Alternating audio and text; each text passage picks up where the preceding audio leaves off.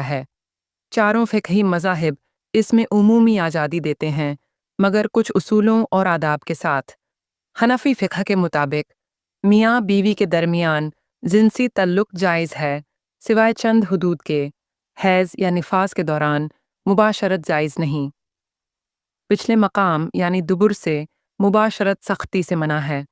جہاں تک بیوی کے منہ پر انجال کا معاملہ ہے تو اگرچہ اس پر کوئی صریح منع موجود نہیں، تاہم اگر اس سے بیوی کو اذیت ہو یا وہ اس پر رضامند نہ ہو تو اسے ناپسندیدہ یعنی مکروہ سمجھا جاتا ہے۔